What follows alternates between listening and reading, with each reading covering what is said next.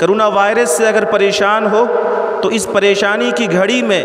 اگر تم اس وبا سے بچنا چاہتے ہو تو بچانے والی ذات صرف اور صرف اللہ کی ہے۔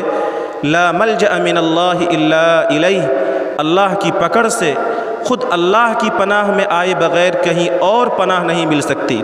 حبیب آن لائن یوٹیوب چینل میں آپ کا استقبال ہے۔ محترم ناظرین، علماء کرام کے ہر طرح کے دینی، علمی، اصلاحی بیانات اور پیغامات محبت کے لیے نیز بہترین حمد و نعت کے لیے ہمارے چینل کو سبسکرائب کریں اور بیل آئیکن کو دبانا نہ بھولیں تاکہ ہمارا ہر اپڈیٹ آپ کو پہلے مل سکے۔ بسم اللہ الرحمن الرحیم، الحمد للہ وکفی وسلام علی عبادہ الذین اصطفی، اما بعد فاعوذ باللہ من الشیطان الرجیم، بسم اللہ الرحمن الرحیم۔ افامنوا مکر اللہ فلا یأمن مکر اللہ الا القوم الخاسرون،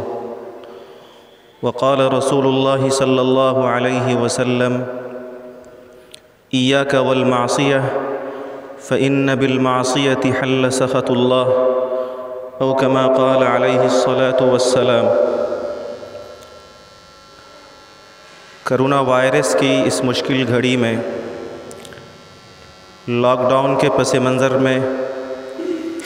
آپ کا یہ عزیز چند ضروری باتوں اور گزارشات کے ساتھ آپ کی خدمت میں حاضر ہے۔ جہاں تک میری آواز پہنچ رہی ہے، میں اپنے بزرگوں سے، نوجوانوں سے اور ماں بہنوں سے یہ درخواست کروں گا کہ 10-15 منٹ آپ ان باتوں کی طرف توجہ کے ساتھ سماعت فرمائیں۔ اس وقت پوری دنیا کرونا وائرس کی عالمی وبا سے اور اس بیماری اور اس وائرس کے عالمی وبا سے پریشان ہے، اور پریشانی بھی ایسی ہے کہ دنیا کی سپر پاور طاقتیں بھی بے بس اور لاچار ہیں،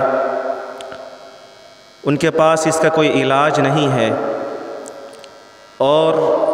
دنیا کے طاقتور لوگ بھی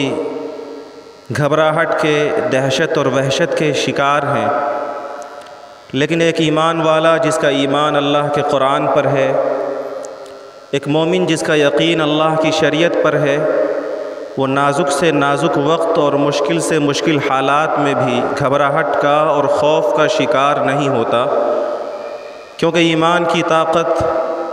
اور اللہ کے اٹل اور لازوال قانون قرآن مجید کی رہنمائی اس کے پاس موجود ہوتی ہے،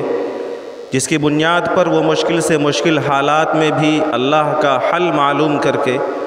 اپنے اس مشکل مسئلے کو دور کرتا ہے۔ قرآن مجید کی طرف رجوع کرنے کے بعد ہمیں یہ معلوم ہوتا ہے کہ یہ وبا، یہ مصیبت ایک آزمائش کے طور پر دنیا کے انسانوں پر مسلط کی گئی ہے، اور یہ آزمائش اس لیے آئی ہے کہ دنیا کے اندر اللہ کے بندوں نے اللہ کی عمومی نافرمانی کی ہے، اور جب اللہ کی نافرمانی اور اللہ کے احکامات کو کھلے عام توڑا جاتا ہے تو پھر اللہ تعالیٰ کا عام عذاب آ جاتا ہے۔ قرآن مجید بار بار یہ بات کہتا ہے کہ اللہ اپنے بندوں کے اوپر بڑا مہربان ہے، بڑا شفیق ہے، وہ اللہ بڑا رحم دل ہے، اور وہ اپنے بندوں سے 70 ماؤں سے بھی زیادہ محبت کرتا ہے، وہ رحمان و رحیم ہے۔ تو وہ اللہ ما ربک بظلام للعبید، اپنے بندوں پر ظلم نہیں کر سکتا۔ اور اللہ تعالیٰ فرماتے ہیں ما یفعل اللہ بعذابکم ان شکرتم وآمنتم، اے میرے بندو، اگر تم ایمان کو مضبوطی کے ساتھ تھامے رہو اور ایمان کے تقاضوں کو مضبوطی کے ساتھ اپناتے رہو، میرے احکامات اور میرے حکموں پر، میرے رسول کے طریقوں پر چلتے رہو، تو اللہ تمہیں عذاب دے کر کیا کرے گا؟ اگر تم اللہ کی ذات پر کامل ایمان اور اللہ کی نعمتوں کی قدردانی کے ساتھ زندگی گزارو گے تو وہ اللہ تمہیں عذاب دے کر کیا کرے گا؟ تو یقیناً اللہ بڑا رحمان ہے، بڑا رحیم ہے، لیکن جب بندے کھلے عام اللہ کی نافرمانی کرتے ہیں تو پھر اس نافرمانی کے نتیجے میں ان کا امتحان بھی ہوتا ہے اور ان کے اوپر عذاب بھی آتا ہے۔ قرآن مجید جو کتاب ہدایت ہے اور قیامت تک کے انسانوں کی رہبری کے لیے آیا ہے، اللہ تعالیٰ نے اس کتاب کے اندر پہلے کی قوموں کے احوال کو ایک آیت میں بڑے جامع اور بہت اچھے انداز میں بیان کیا ہے۔ اللہ تعالیٰ کا ارشاد ہے کُلًّا أَخَذْنَا بِذَنبِهِ فَمِنْهُمْ مَنْ أَرْسَلْنَا عَلَيْهِ حَاصِبًا وَمِنْهُمْ مَنْ أَخَذَتْهُ الصَّيْحَةُ وَمِنْهُمْ مَنْ خَسَفْنَا بِهِ الْأَرْضَ وَمِنْهُمْ مَنْ أَغْرَقْنَا وَمَا كَانَ اللَّهُ لِيَظْلِمَهُمْ وَلَكِنْ كَانُوا أَنفُسَهُمْ يَظْلِمُونَ۔ اللہ تعالیٰ یہ فرما رہے ہیں کہ دیکھو گزشتہ قوموں کے اوپر جو میرا عذاب آیا، ہم نے کسی کے اوپر پتھر والی ہوا بھیجی، من اخذتہ الصیحہ، کسی کو چنگھار اور چیخ نے ہلاک کر دیا، خسفنا بہ الارض، کسی کو زمین کے اندر دھسا دیا گیا، من اغرقنا، کسی کو زمین کے اندر دریاؤں کے اندر ڈبو دیا گیا۔ یہ سب اس لیے ہوا کُلًّا أَخَذْنَا بِذَنبِهِ کہ انہوں نے نافرمانی کی تھی اللہ کی، اور انہوں نے نافرمانی کی تھی وقت کے رسول کی۔ اللہ تعالیٰ فرماتے ہیں کہ میں نے ان کے اوپر ظلم نہیں کیا، وَمَا ظَلَمْنَاهُمْ وَلَكِنْ ظَلَمُوا أَنفُسَهُمْ، ہم نے ظلم نہیں کیا بلکہ خود انہوں نے اپنی جانوں کے اوپر ظلم کیا۔ اللہ تعالیٰ کا ارشاد ہے أَلَمْ يَرَوْا كَمْ أَهْلَكْنَا مِنْ قَرْنٍ مَكَّنَّاهُمْ فِي الْأَرْضِ مَا لَمْ نُمَكِّنْ لَكُمْ وَأَرْسَلْنَا السَّمَاءَ عَلَيْهِمْ مِدْرَارًا وَجَعَلْنَا الْأَنْهَارَ تَجْرِي مِنْ تَحْتِهِمْ فَأَهْلَكْنَاهُمْ بِذُنُوبِهِمْ وَأَنشَأْنَا مِنْ بَعْدِهِمْ قَرْنًا آخَرِينَ۔ اے لوگو، کیا تم نے دیکھا نہیں اپنے سے پہلے والے قوموں کو کہ ہم نے ان کو زمین کے اندر وہ اقتدار دی، وہ طاقت و قوت دی، جیسا اقتدار اور جیسی طاقت و قوت ہم نے تم لوگوں کو نہیں دی، لیکن جب انہوں نے اللہ کی نافرمانی کی، وقت کے رسول کی احکامات کو توڑا، اہلکناہم بذنوبہم، تو ہم نے ان کے گناہوں کی وجہ سے انہیں برباد کر دیا،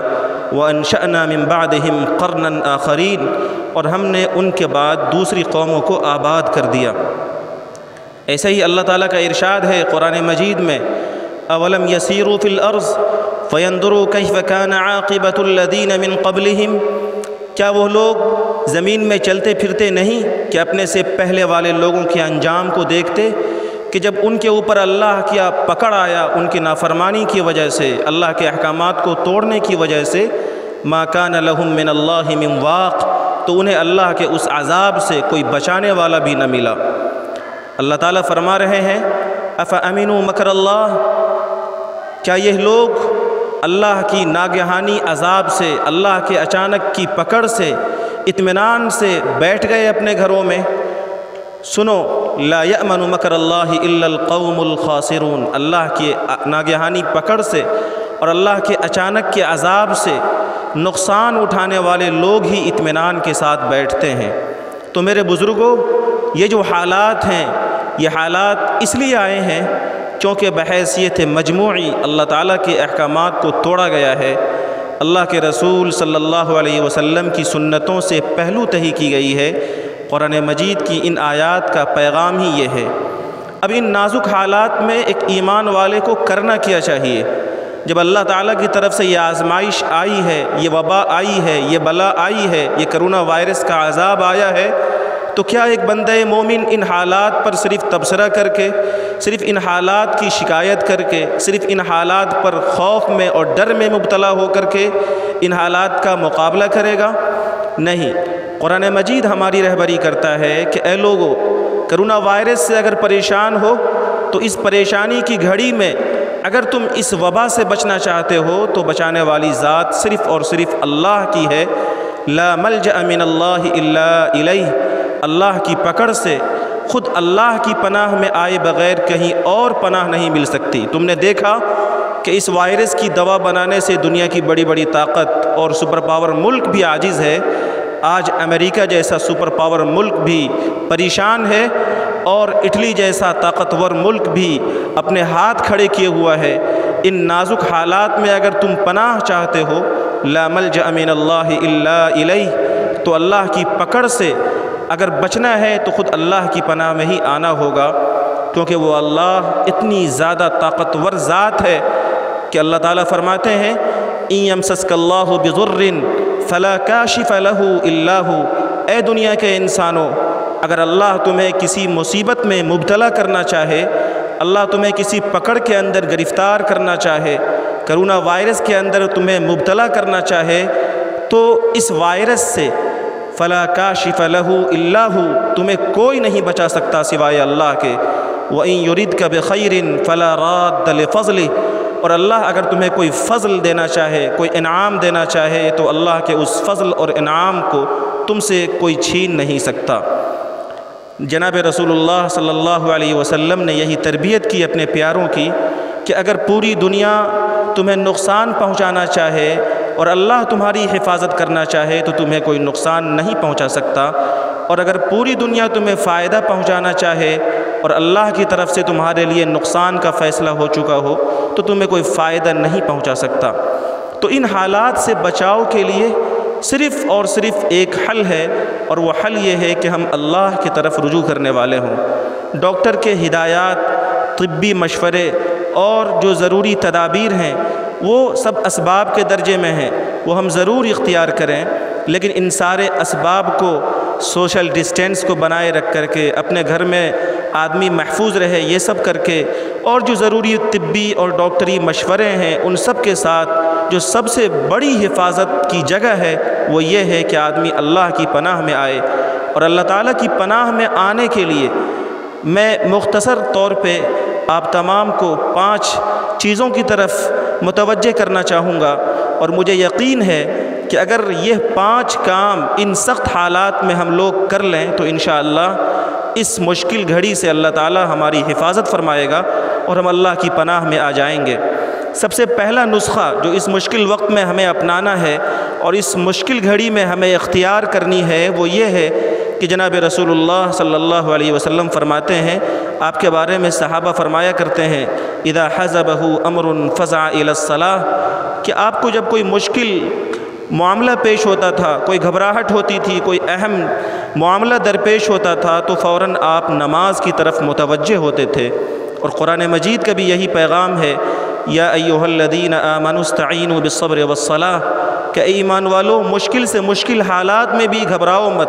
پریشان مت ہو، ہاتھ پر ہاتھ دھر کر مت بیٹھ جاؤ کہ اب کیا ہوگا، بلکہ تمہارے پاس اللہ تعالیٰ کا مضبوط سہارا موجود ہے، اور اللہ تعالیٰ کا سہارا حاصل کرنے کا ذریعہ بھی موجود ہے۔ اللہ کے احکامات پر جم جاؤ اور نماز کے ذریعے سے اللہ تعالیٰ کی پناہ میں آ جاؤ، صبر اور نماز کے ذریعے سے اللہ کی مدد مانگو۔ تو اس مشکل وقت میں ہمیں جہاں فرائض کا اہتمام کرنا ہے، 5 وقتوں کی نماز جہاں ہم سب اپنے گھروں میں پڑھ رہے ہیں، اس سب کے ساتھ ہمیں 2 رکعت صلاۃ التوبہ بھی پڑھنی ہے، اللہ سے اپنے گناہوں کی معافی بھی مانگنی ہے۔ دوسرا کام جو ہمیں کرنا ہے وہ ہے اللہ تعالیٰ کا ذکر، کثرت کے ساتھ اللہ تعالیٰ کا ذکر کرنا، اللہ کو یاد رکھنا، اور اللہ کے ذکر کے لیے صبح شام کی اور مختلف اوقات کی جو دعائیں نبی پاک صلی اللہ علیہ وسلم نے تلقین فرمائی ہیں ان دعاؤں کا اہتمام کرنا۔ قرآن مجید کی جو آیت کریمہ ہے، حضرت یونس علیہ السلام کی وہ دعا، جب آپ مچھلی کے پیٹ میں چلے گئے تھے اور 40 دن تک آپ مچھلی کے پیٹ میں رہے، لیکن اس مشکل لاک ڈاؤن میں بھی جب حضرت یونس علیہ السلام مچھلی کے پیٹ میں ایک طرح سے لاک ڈاؤن ہو گئے تو اس مشکل وقت میں جو کام انہوں نے کیا، قرآن مجید نے ذکر کیا کہ انہوں نے تسبیح کی اللہ کی، اللہ کو یاد کیا، اور وہ ذکر قرآن نے محفوظ کیا، لا الہ الا انت سبحانک انی کنت من الظالمین۔ یہ وہ تسبیح تھی جس کے برکت سے اللہ تعالیٰ نے 40 دن کے بعد انہیں لاک ڈاؤن سے باہر کیا اور مچھلی کے پیٹ سے بحفاظت وہ باہر آ گئے۔ تو ذکر و اذکار کی کثرت، اپنی زبان کو فضول باتوں میں لگانے کے بجائے ہم اپنی زبان میں کثرت کے ساتھ اللہ تعالیٰ کے ذکر کو جاری کریں، اپنی زبان کو اللہ تعالیٰ کی یاد سے آباد رکھیں، لا الہ الا انت سبحانک انی کنت من الظالمین کی کثرت کریں۔ تیسرا کام جو ہمیں کرنا ہے وہ ہے درود شریف کی کثرت۔ جناب رسول اللہ صلی اللہ علیہ وسلم کا فرمان ہے کہ جو آدمی میرے اوپر 1 مرتبہ درود پڑھتا ہے اللہ تعالیٰ اس پر 10 رحمتیں نازل فرماتا ہے، اور جب کسی کے اوپر اللہ کی طرف سے رحمتوں کا نزول ہو تو ظاہر سی بات ہے وہ ہر طرح کی بلاؤں سے اور مصیبتوں سے بھی محفوظ ہو جائے گا۔ چوتھا کام جو کرنا ہے وہ ہے استغفار کی کثرت۔ یقیناً یہ بلا نافرمانی کی وجہ سے آئی ہے۔ اگر ایسے موقع سے ہم اللہ کی بارگاہ میں اپنے گناہوں کی معافی کی بھیک مانگیں اور معافی کی درخواست کریں، اللہ تعالیٰ سے توبہ کریں، تو وہ اللہ بڑا مہربان ہے۔ اللہ تعالیٰ کو اپنے دربار میں معافی مانگنے والے بندوں سے، توبہ کرنے والے بندوں سے بڑا پیار ہے۔ اللہ تعالیٰ کی رحمت ہماری طرف متوجہ ہوگی اور اللہ تعالیٰ اس مصیبت سے ہمیں نکالے گا۔ آقا علیہ السلام نے فرمایا، من لزم الاستغفار جعل اللہ لہ من کل ضیق مخرجا ومن کل ہم فرجا ورزقہ من حیث لا یحتسب، کہ جب بندہ استغفار کو لازم پکڑ لیتا ہے تو اللہ تعالیٰ اس کے لیے ہر تنگی سے نکلنے کا راستہ پیدا کر دیتا ہے، ہر غم سے اس کے لیے کشادگی پیدا کر دیتا ہے اور اسے روزی ایسی جگہ سے دیتا ہے جہاں سے اسے گمان بھی نہیں ہوتا۔ پانچواں کام ہے وہ ہے صدقہ کرنا۔ کثرت کے ساتھ ہم صدقہ کریں۔ آس پڑوس میں اس لاک ڈاؤن کی مہاماری میں جو ہمارے ضرورت مند لوگ ہیں ان تک ہم اپنے امداد کو پہنچائیں اور ان کو یہ محسوس نہ ہونے دیں کہ وہ بھوکے ہیں، بلکہ اگر ہم شکم سیر ہیں تو ان کے غربت کا اور ان کے فقر و افلاس کا خیال رکھ کے بھی ان تک ہم اپنی امداد کو پہنچائیں۔ آپ علیہ الصلاۃ والسلام کا فرمان ہے کہ وہ آدمی کامل مومن ہی نہیں ہو سکتا جس کا پیٹ خود بھرا ہوا ہو اور اس کا پڑوسی بھوکا ہو۔ تو یہ 5 کام اگر ہم کر لیں تو انشاءاللہ اللہ کی پناہ میں آ جائیں گے۔ ایک تو نماز کے اہتمام کے ساتھ صلاۃ التوبہ کا اہتمام۔ نمبر 2، اللہ کا کثرت کے ساتھ ذکر کرنا، صبح و شام کی دعاؤں کو پڑھنا، آیت کریمہ لا الہ الا انت سبحانک انی کنت من الظالمین کا ورد کرنا۔ تیسرا کام ہے کثرت کے ساتھ درود شریف کا اہتمام کرنا۔ چوتھا کام ہے استغفار پڑھنا۔ پانچواں کام ہے اپنی حیثیت اور استطاعت کے بقدر صدقہ اور خیرات کا اہتمام کرنا۔ اور لاک ڈاؤن میں جب ہم اپنے گھروں میں ہیں، اس نازک وقت کو ہم اپنے بچوں کی تربیت کے لیے بھی استعمال کر سکتے ہیں، اپنے نوجوانوں کی تربیت کے لیے بھی استعمال کر سکتے ہیں۔ اور یہ وہ وقت ہے جس وقت کے اندر ہم خود اپنی ذات کا مطالعہ کر کے اپنے اندر سے اپنی جو خرابیاں اور کمیاں ہیں ان کو معلوم کر کے ان کو نکال سکتے ہیں۔ تو ایک طرح سے ایک بڑا بہترین وقت ہے۔ بزرگوں کا غالباً مقولہ ہے، عارف نفسک بنفسک، کہ اپنے آپ کو خود اپنے آپ سے پہچانو۔ ہمارے اندر کیا اچھائیاں ہیں ہم خود اسے پہچانیں، اور جو کمیاں ہیں خود اسے معلوم کر کے اسے دور کرنے کی کوشش کریں۔ انشاءاللہ یہ نازک اور مشکل وقت بھی اللہ تعالیٰ کی نصرت، اللہ تعالیٰ کی مدد سے دور ہو جائے گا، اور پھر سے ہماری مسجدیں بھی آباد ہوں گی اور ہمارے ملک کے اندر، دنیا کے اندر بھی رونقیں بحال ہوں گی۔ ایک آخری گزارش جو عرض کرنی ہے وہ یہ ہے کہ رمضان المبارک کا مقدس مہینہ آنے والا ہے۔ جس طریقے سے فرض نمازوں کے اندر طبی ہدایات پر عمل کرنے کی وجہ سے ہمارے اکابر علماء نے بھی یہ اپیل کی ہے کہ ہم اپنے فرض نمازوں کو اپنے گھروں میں پڑھیں، ایسے ہی رمضان کے مقدس مہینے میں چونکہ بیماری ابھی بڑھ ہی رہی ہے ہمارے ملک کے اندر بھی، ہمارے اکابر علماء کا بھی مشورہ ہے اور ڈاکٹروں کی بھی ہدایت ہے کہ سوشل ڈسٹینس کا خیال رکھنا ہے اور کہیں بھی بھیڑ بھاڑ نہیں کرنی ہے۔ اس لیے نماز تراویح کا اہتمام بھی ہم اپنے گھروں میں کریں۔ مسجد میں جس طریقے سے 5 وقتہ نماز 4-5 لوگوں کے ساتھ جماعت کے ساتھ ہو جایا کرتی ہے، تراویح کی بھی نماز اسی طرح ہو جائے گی انشاءاللہ۔ اور اپنے گھروں کے اندر حافظ اگر ہمارے یہاں موجود ہے تو پورے قرآن مجید کو 4-5 لوگوں کے ساتھ تراویح پڑھنے کا اہتمام کریں۔ کوئی حافظ نہیں ہے، سورہ تراویح جماعت کے ساتھ پڑھ لیں۔ اللہ تعالی ہم سب کو ان باتوں پر عمل کرنے کی توفیق عطا فرمائے۔ وما توفیقی الا باللہ۔